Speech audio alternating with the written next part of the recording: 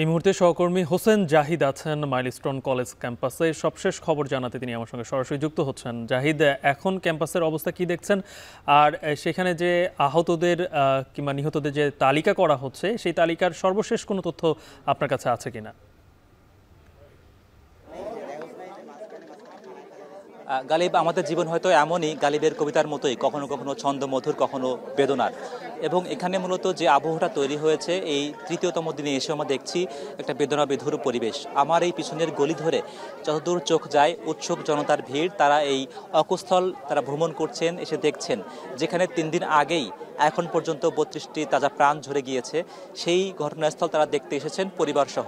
এবং যে প্রশ্নটি করলেন যে আসলে এখানে আহত কিংবা নিখোঁজ কোনো পরিবারের সদস্যরা কেউ এসেছেন কিনা, সেটি আমরা দুপুরের পর থেকেই অবলোকন করছিলাম, আমরা নিজেরাও খুঁজছিলাম এমন কেউ আসে কিনা, কিন্তু সেই নিদর্শন আমরা দেখিনি। বরং আজকে যারা এসেছেন তারা প্রত্যেকেই পরিবারসহ মূলত একটি ভ্রমণই আমরা বলতে পারি, কেননা এখানে আসলে নিখোঁজ পরিবারের সদস্যরাও এখানে আসেনি। বরং আমরা যে খবরটি পাচ্ছি যে আসলে তারা হাসপাতালে খুঁজছেন কিংবা তাদের নিখোঁজ সদস্যদের জন্য তারা ডিএনএ নমুনা দিচ্ছেন, কিন্তু এমন কোনো পরিবারের সদস্য আজ এই মাইলস্টোন কলেজ ক্যাম্পাসে আসেননি।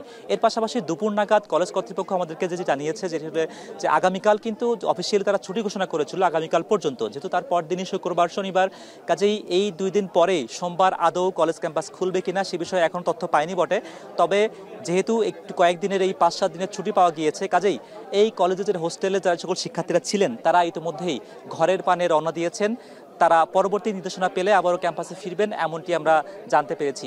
এর পাশাপাশি দুপুরে আমরা এই কলেজ কর্তৃপক্ষের কাছ থেকে যে তথ্যটি পেয়েছি, তারা 3 দিনের মধ্যেই তারা একটা তথ্য জানাবেন যে আসলে কতজন শিক্ষার্থী কিংবা অভিভাবক তারা নিহত হয়েছেন, কতজন এখনও নিখোঁজ রয়েছে।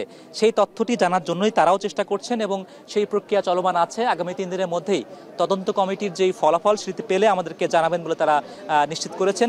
এবং যে তথ্যটি খুব বেশি প্রাসঙ্গিক, যে আসলে এখানকার যা উৎসুক জনতা তাদেরই আগ্রহ বেশি বা তাদেরই যে বক্তব্য যেখানে অনেক মানুষ নিখোঁজ, কিন্তু সেই নিখোঁজ পরিবারের সদস্যদের কোনো সন্ধান কিন্তু আমরা এখানে পাচ্ছি না। কাজেই সেটি কতটুকু গুঞ্জন, কতটুকু সত্য সেটি আমরা এখনও নিশ্চিত নই।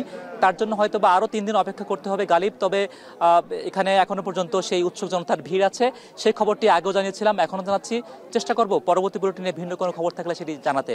আপাতত এই ছিল আমার কাছে সর্বশেষ। গালিব।